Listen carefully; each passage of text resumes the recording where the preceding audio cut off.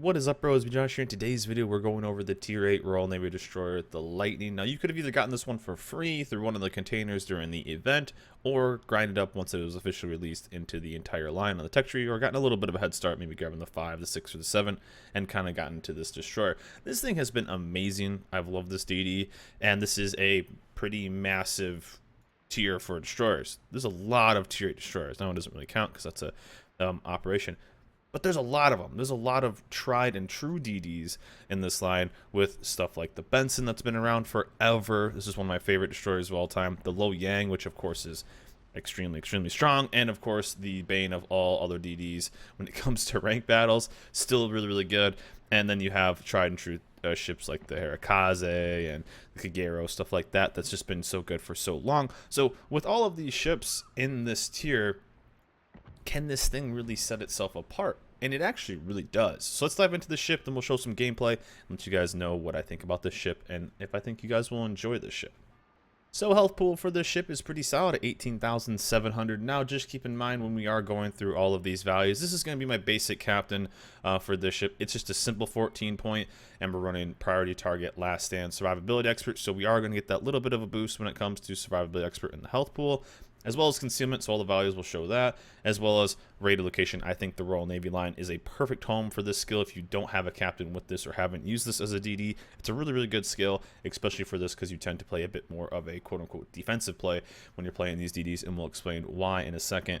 But 18,700, so things we're going to really kind of compare this to are things like the Lo Yang, the Benson, and maybe like the Z, maybe the Hinson Yang. They're kind of really close, but comparing it to the Benson, you're really close. Even having a bit more of a little bit of health advantage right there with 18,200. So, and comparing it to the Z's got some beef on you with 22k, but of course we'll go over another thing that just puts you way ahead of the Z because the Z is pretty mediocre in my opinion. But the Lightning, 18,000, almost 19,000 survivability expert. That's pretty dang good, and the armor layout, it's pretty basic, pretty standard for this kind of tier.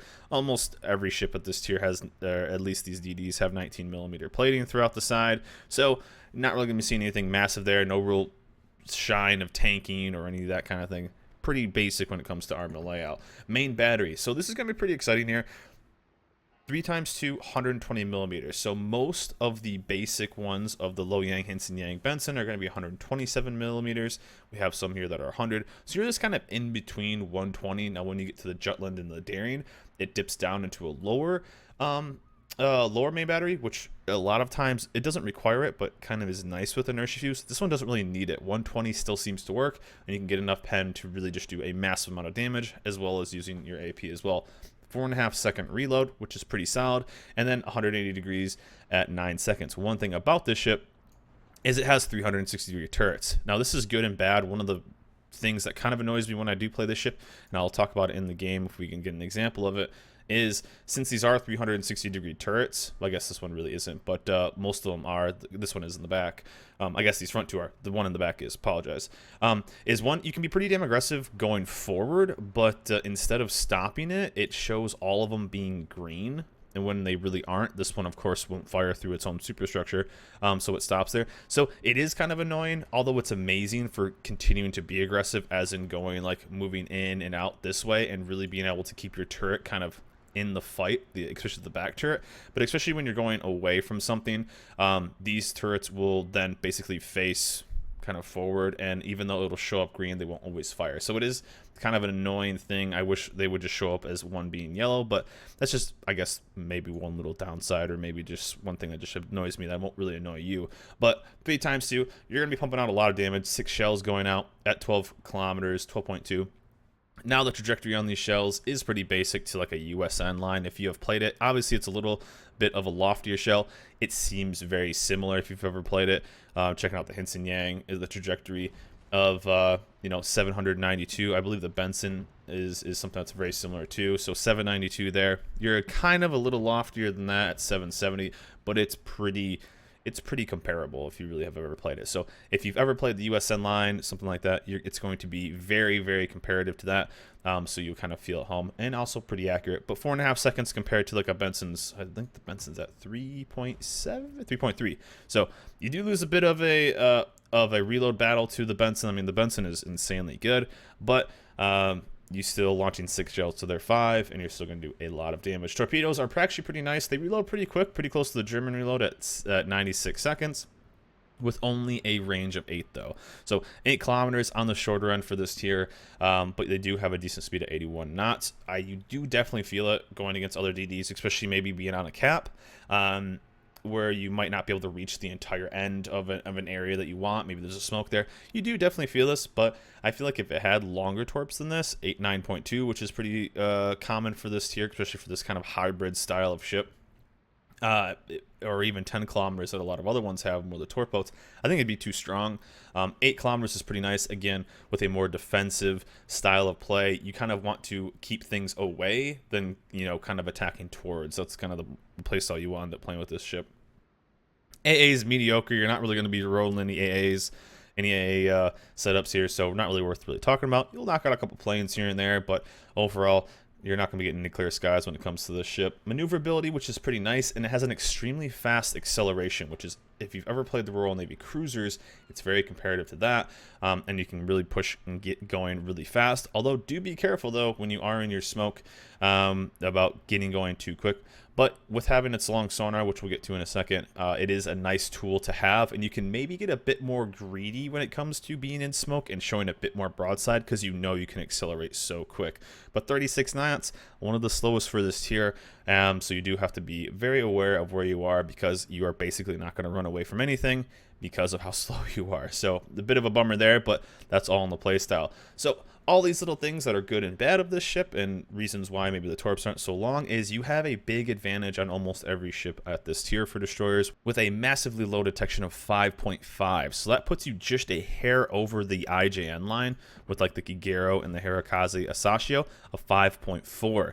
But just keep in fact of what that kind of DPM we were just talking about with these ships, about being pretty close to the Benson, you're almost as stealthy as those IGN DDs, and you can completely outgun them. So that's where this thing gets its real potency when it comes to being a DD, is its super low detection. Almost every DD at this tier, you get the first salvo and potentially the second salvo. So maybe what you'll lack in overall DPM against some other DDs, you'll get in the surprise attack. So not only will you be able to get the first salvo, potentially the second salvo, you'll be able to get preventative or the first set of torps off, and then you can also use your other tools to maybe even avoid as much damage as possible. That seems to be the kind of highlight of this, and that makes this ship even up tier very well, that when going against other ships, you can outspot almost everything when it comes to this. You're outspotting Shimikazes at tier 10. You're outspotting basically everything in this game, DD-wise, in this matchmaking. Now, there are some IGN DDs that are going to be a bit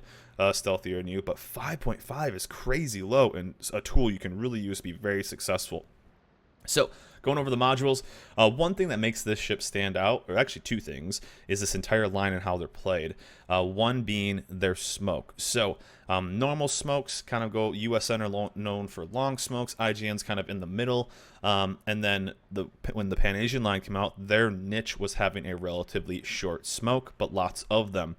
Royal Navy says, hold my beer. They have that on steroids. So what do? They get more charges. This is without superintendent as well. So you can get up to 7 charges when it comes to this. And the smoke lasts for a very short amount of time. Again, using the comparison of the Royal Navy cruisers, you basically get like 3 puffs of smoke. It's a 10-second action time.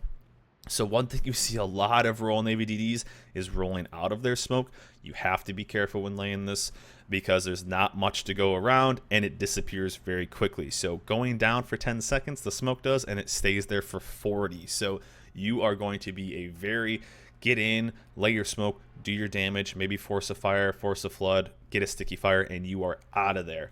One good thing is it is kind of nice because if you I think one thing a lot of DD players, especially these days, do is get too comfortable in their smoke. This doesn't let you, because the smoke doesn't last that long. So maybe a nice training DD actually for this line. Maybe I should make a video on that. This is a perfect line to kind of train yourself as destroyers. But overall, very short smokes. They don't last a long time, but you get a lot of them. So one thing you can do is pop up. There's not that big of a reload time, but just about 70 seconds. You can get Jack of all trades if you want to speed that up. Roll some flags too. Is get in, do your damage, get out. Get in, do your damage, get out. Again, that defensive play if you want to, holding up that smoke, having people kind of maybe push in, you do your damage, you get that first hit, first couple hits, you get some torps on them, and then you throw down your sonar, and then you pop smoke and bail. Do it again, do it again, do it again. You have a dead DD you're playing against. So again, popping in, using that smoke, laying down your smoke, and surviving, you can trade a lot of life when it comes to this DD because you just get that first shot advantage, which is extremely good. One thing that also makes this awesome is the hydroacoustic search. Now, we've seen a lot of ships that have hydroacoustic search, even at this tier. There's at least 2 other ones. I'm trying to think if I'm missing one really quick. But we have the Lo Yang and we have the Z. Now, the German one is kind of known for being aggressive because they're a bit longer range, but they last a short amount of time. Well, I say short with quotations. 5 kilometers at a minute, so that's actually pretty solid. The Lo Yang, obviously, has this crazy one. This is with the module as well. 5.5 kilometers. It's basically a radar with 132 seconds. Well, the Lightning doesn't get range that much, but it gets duration. So 3 minutes of hydroacoustic, that's without the module. You can get even more with that if you have it, but 3 kilometers. So what that does, and that's what I'm talking about kind of sitting broadside and smoke a little bit more with this, is you can be greedy because you'll see torps running, and then as soon as you do it, slam on the W key, you're going full speed. So 3 minutes of action time. This is awesome. You're a great DD to kind of go in and just kind of control a cap, spot torps for your friends. You can use it kind of offensively, but the window to use it offensively is very, very small because you're going to be you're spotting things in smoke at 3 kilometers, and you're detected after firing in smoke at 2.5. So you have a very small buffer right there to kind of use an offensive smoke. Although you can use it, you just have to be very careful because if they're launching torps in any kind of direction or you get spotted, it's close quarter combat, so get the bayonets ready. But overall, a very fun ship to play with a tier that has a lot of really fun ships to play. But let's dive into some gameplay. We'll go over it, let you guys know how I play it and how I really think this ship is just an awesome ship for tier 8 players.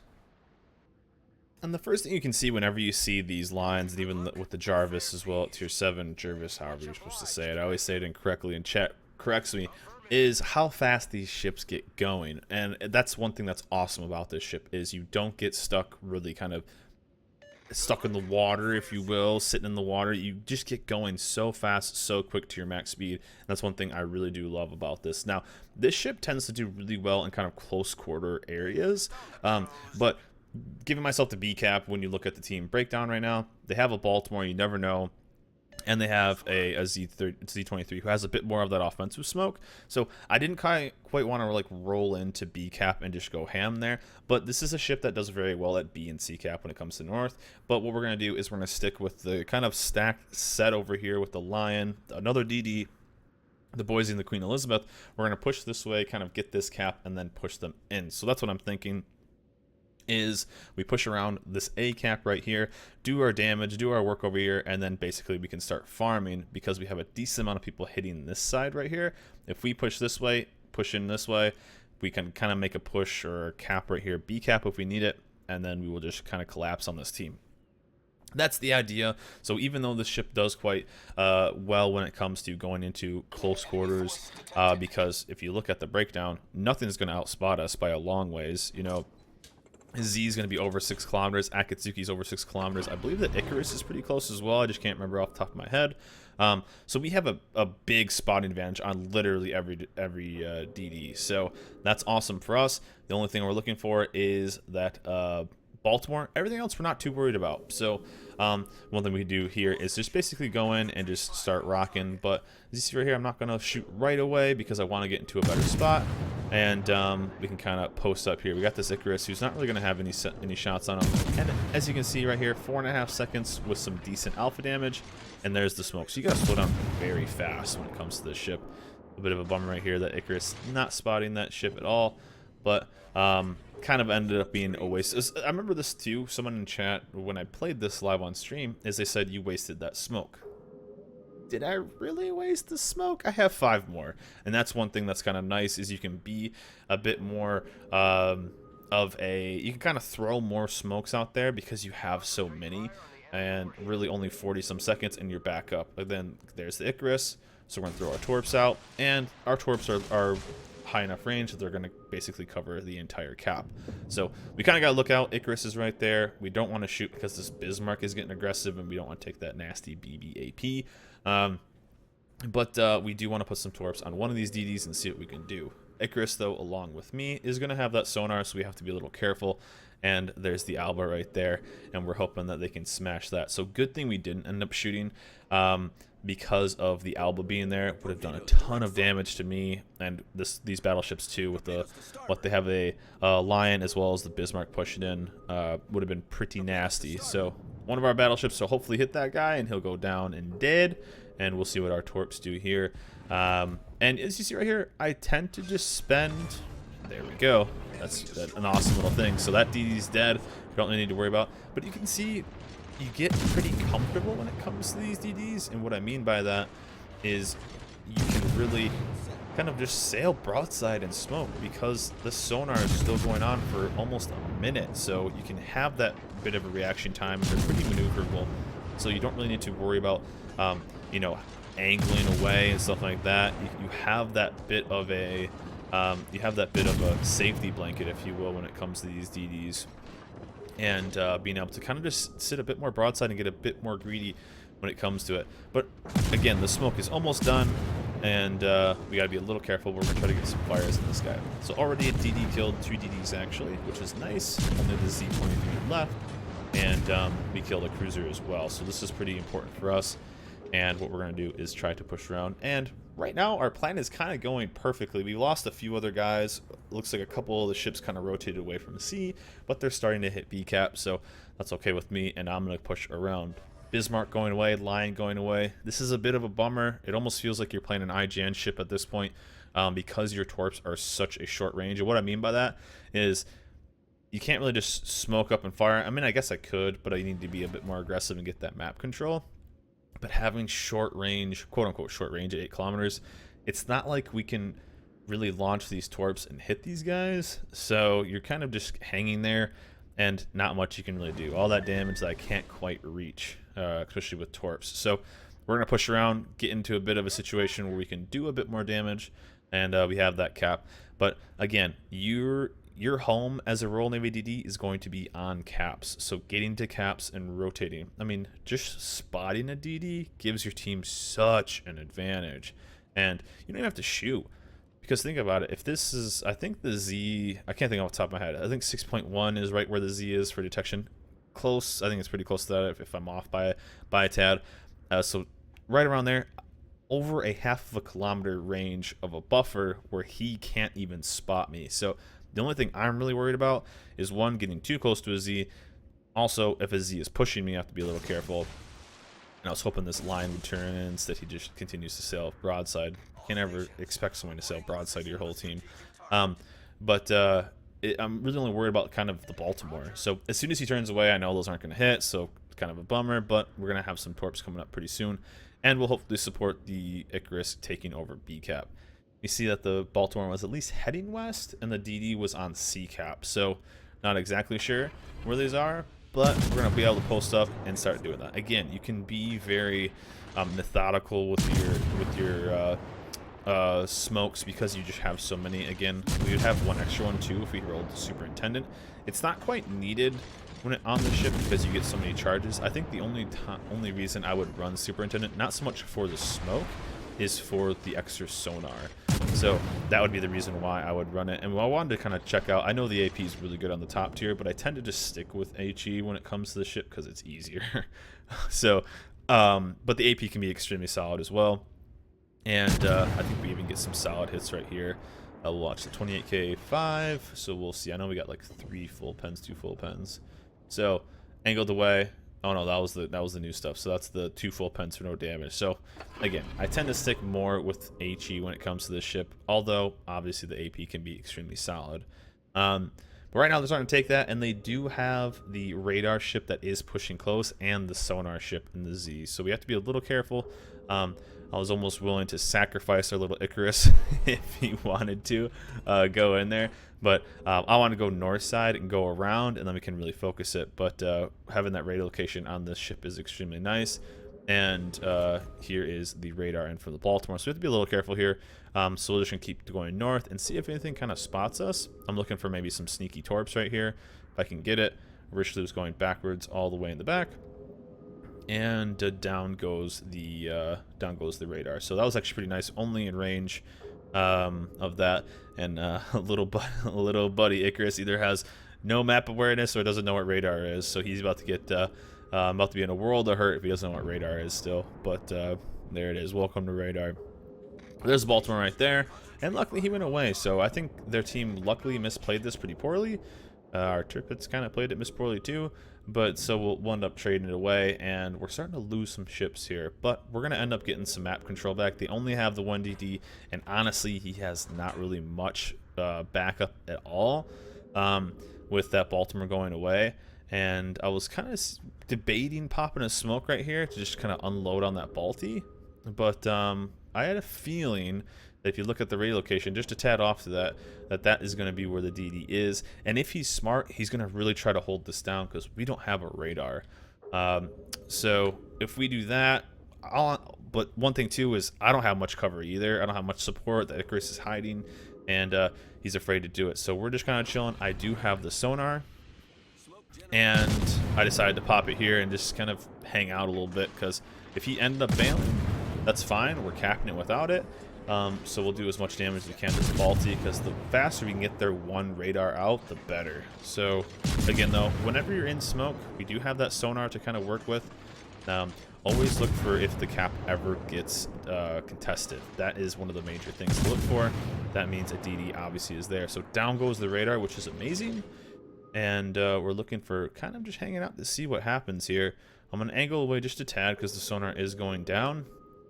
And just in case if he pushes in, I don't want him to sonar me and then have some early free damage. So kind of still trying to figure out where he is. And we're going to back up just a tad. See, it shifts right there. So I figured he was pretty close. And he ended up being extremely close.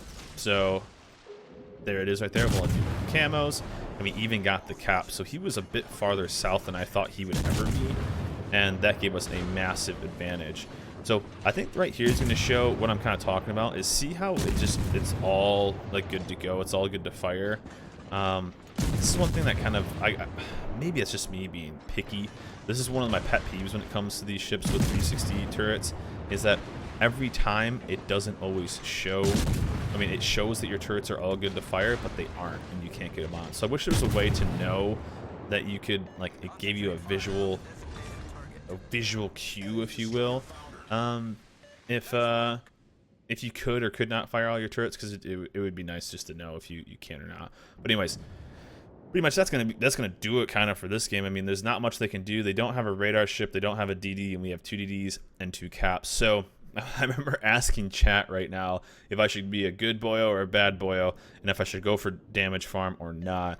And one thing that is kind of nice is this Tirpitz here is going to be a Tirpitz and donate a ton of life. So I'm looking at this. We don't have that big of a lead. We have about just under 100 points. So I'm thinking let's just grab C, but there's an HE firing Tirpitz. So what do? Well, we're going to go towards the HE firing Tirpitz. There's no way in hell I'm passing up an HE firing Tirpitz. Not a chance. No way.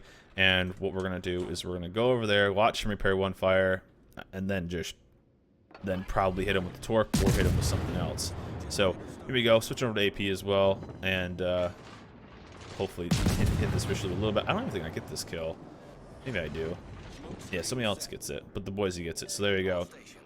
So one thing we want to do is he's a tad too far away, which is a bit of a bummer. So I started working on this, but of course, it's an HE firing Tirpitz. There's that AP damage, so that's always just a good thing to use when you can, because you are just going to get a bit more of alpha damage. So kind of a bummer, but he kind of helps me out by just turning in like a good HE firing Tirpitz. So there it is. So we know he doesn't have a rep for the eternity of his next cooldown. So one thing we're going to do is see how much of a straight line he's going to sit on, and we'll pop 1 right there, and then Wait for it, wait for it. We're seeing. This is one thing I started doing a lot more. I don't know if you guys do it, is throwing one set of torps out and then holding off. So obviously I don't want to get chunked by this guy's AFK secondary. So what I'm going to do is push in this cap and start getting it, because I just need one flooding. That's all I need on this guy. And if I do that, then we're kind of good to go, and he'll be sitting on that flood the entirety of the time. He probably doesn't have the right perks to make the flood last shorter or have a fast repair, so we're going to be kind of okay. We just need to hit him with a torp and flood it, and then that's basically a free 50k damage, which is insane to think about. So what happens? We hit him with 2 torps right there, and he's going to be flooding forever. So that's free damage basically, which is awesome. And right here, we're still using a bit of our gap here when it comes to detection.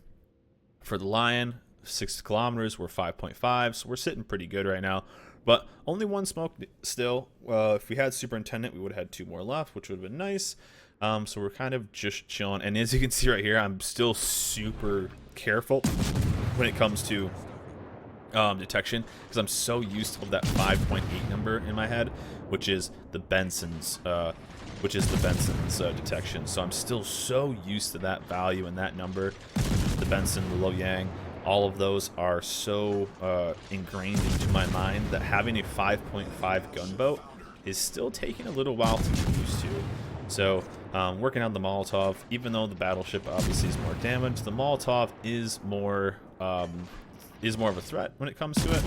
And I was seeing if he's going to stay broadside. So this is actually getting a tad scary. He's pushing in. Probably has sonar.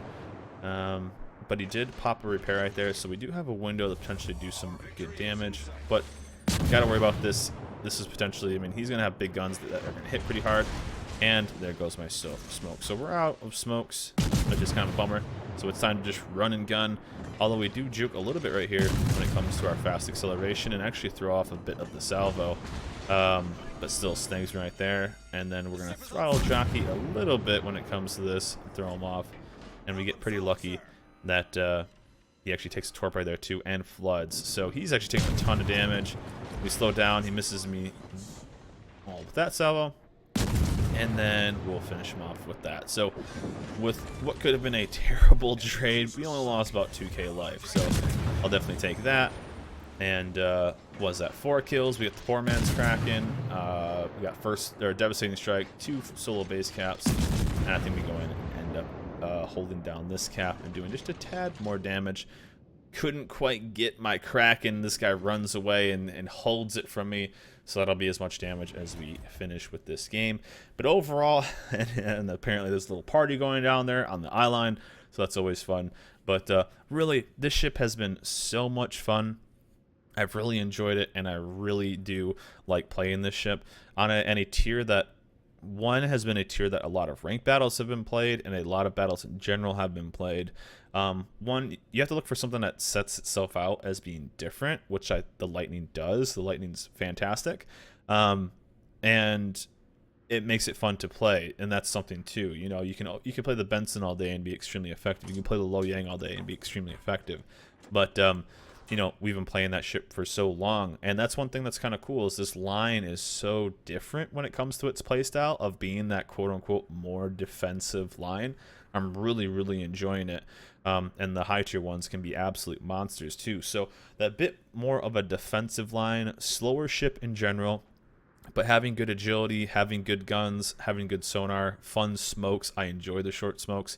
They make it for a good time, and being able to be a massive threat when it comes to the game and controlling the map. But overall, a pretty decent game.